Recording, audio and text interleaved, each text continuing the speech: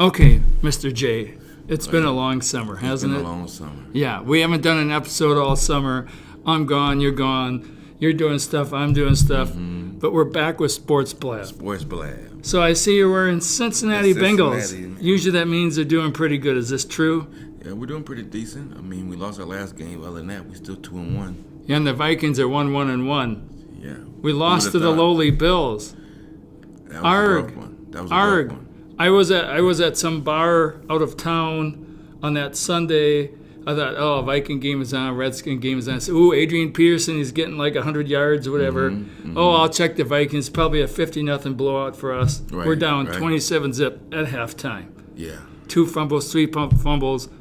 Did anything go right? And why did we lose? Me personally, I think what happened was they came in the game thinking, oh, it's Buffalo. They ain't thinking about Buffalo. They thinking about this Thursday game against the Rams. That's the bit. Yeah, that's what I think too. Kyle Rudolph says we go through this once a year, but it's pretty obvious.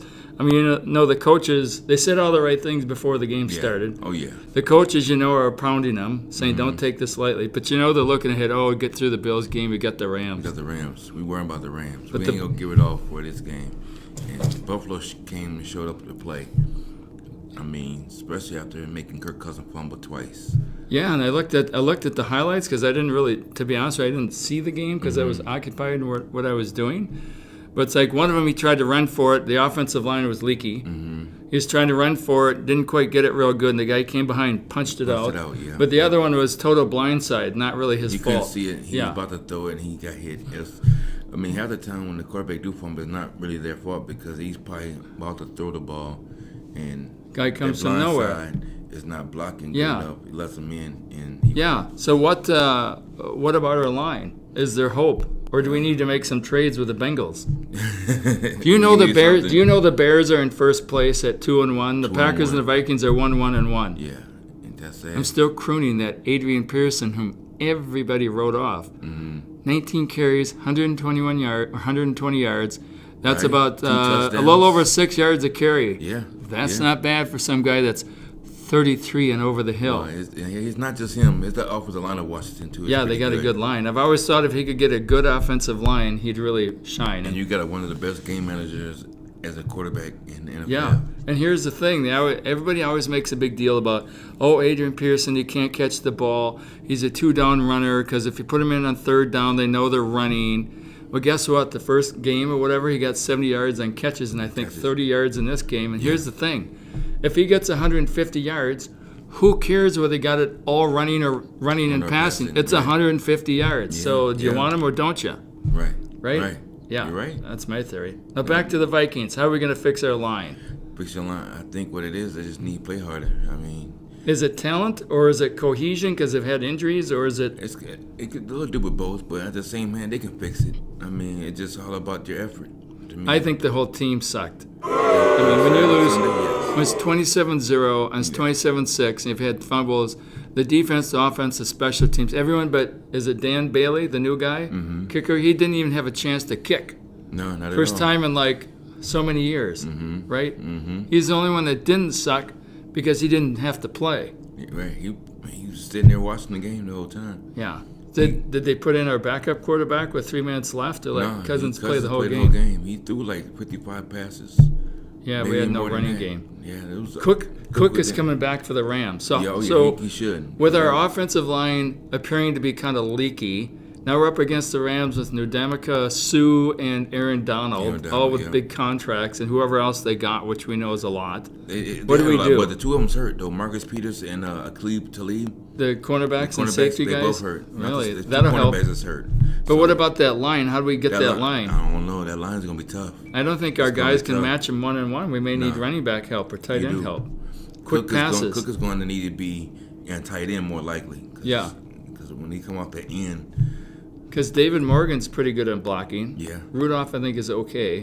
I mean, you need to give him a couple seconds. That's all. 2 tight end sets, maybe? That's what I would. I mean, I'd use a running back if I have to. Just make sure they don't get to the quarterback. Because we saw what happens against the Bills. What do you think the Rams are going to do if they get to us? Yeah. Yikes. We're in trouble if that happens. Yeah.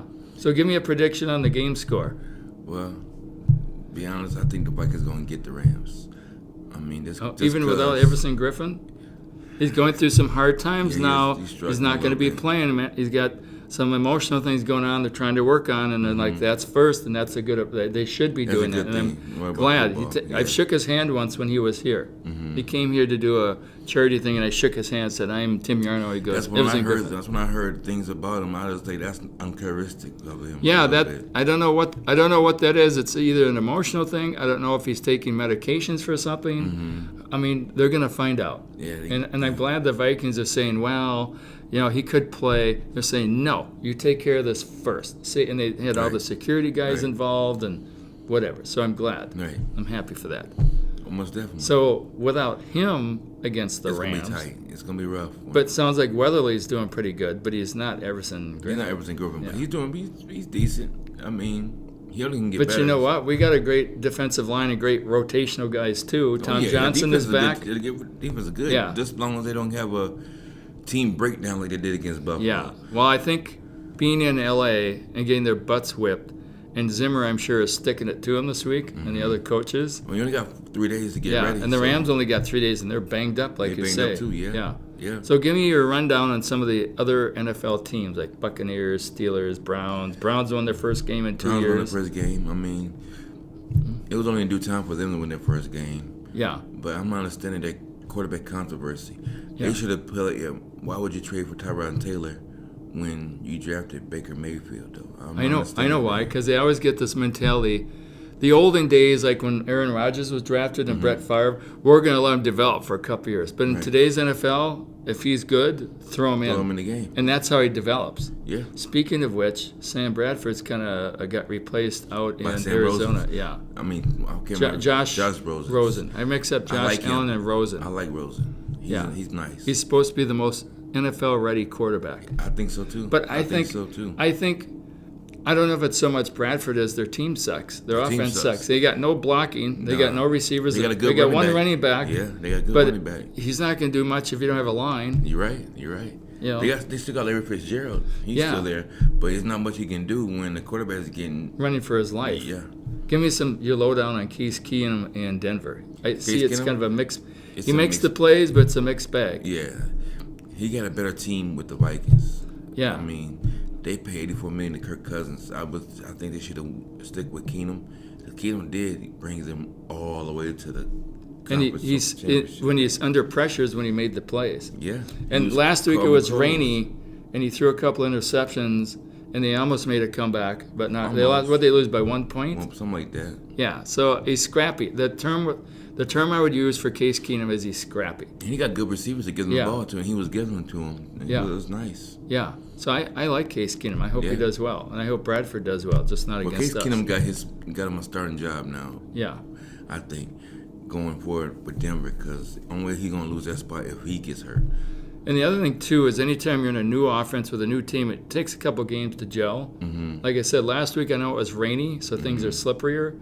And I read some of the reports coming out of Denver, the Denver Post, and they're like, well, he's a mixed bag, blah, blah. We'll see how he does. They're always taking a cautious approach. But you're 2-1. That ain't bad at this point in the game. No, not at all. Some of those wins are because of him, because he was scrappy. They were down like 12 points and scrappy and made the plays. So let's just see how that plays out.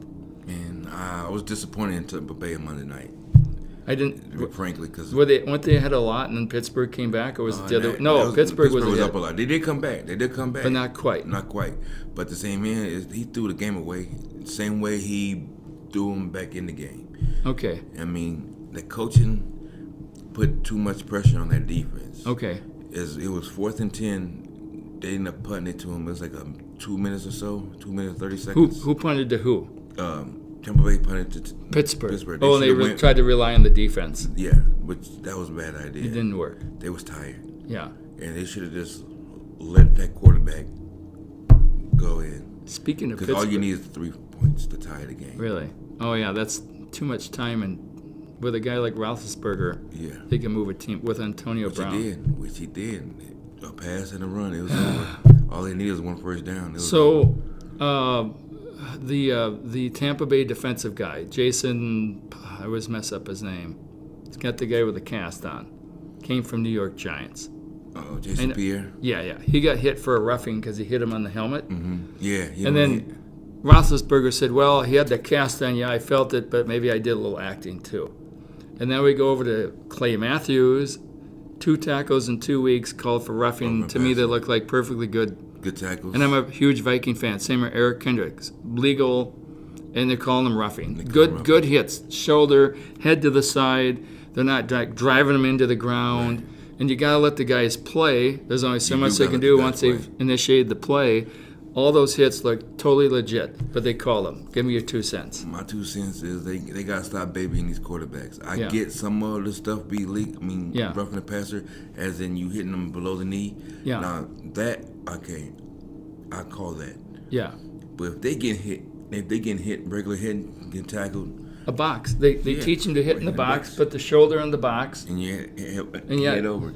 You're going to have to grab him, but he didn't pick him up and go wham. No, he didn't. He hit him. Everything Clay Matthews did was totally legal, in my opinion. Yeah. Eric Kendricks and Pierre Paul. Mm-hmm. Totally legal. Totally legal. But even the competition committee that created this rule is saying we don't like how the refs are doing it. This is not what we intended. It's for vicious hits for a defenseless quarterback, putting the full weight on, going too far, and these weren't that. These wasn't that. Yeah, I don't know what they're talking about. They've been doing full this of all it. year. They're full of it. There's been bad calls all the way around. Yeah.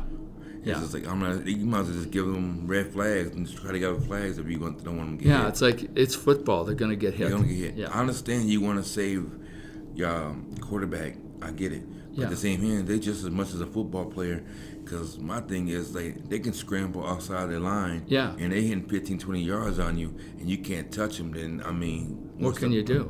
Yeah. They got that free slide at that. They can run 20 yards before you get to them. They're gonna slide. That means you got to ease up. And they just got 24 yards on you because you scared to hit them because they're gonna call every little. And this is an example. It's like, what can you do? Do you just let the guy back there, stand back there and pick your team apart? Because if you go like this, it's a penalty? No, I think they need to. Somebody needs to step in and say, that's taking the rule too far. It goes beyond the intent of this rule. You have to let them play football. Sometimes they go a little trying to put the head on the ground. You got to know the difference. You should know the difference. And the NFL is using Clay Matthews' tackles as a teaching video about what not to do. It should be, this is what you should do. You should do. And I'm a big Vikings fan. I want to beat the Packers every time, but that's crazy to me. Yeah. I want to shift over real quick before we end. Minnesota Twins did a house cleaning, a major dump. Yes, they did. I give them the powers to be credit for saying we tried this approach, it just ain't working. We're dumping it, going a new direction. But I want to know what you think about Joe Mauer. Is he or is he not going to retire after this year? Has he had enough? Has he had enough? He might. He sound like he's wiffle waffling. Yeah, he sounds like he was done with it. But at the same hand, I think at the love of the game is going to bring him back. Yeah, and I mean, I don't think he's going to get $23 million. No. Will he stay with the Twins? It's Twins or nothing, or is he willing to go elsewhere? I'd like to be honest with you, I'd like to see him end it with the Twins.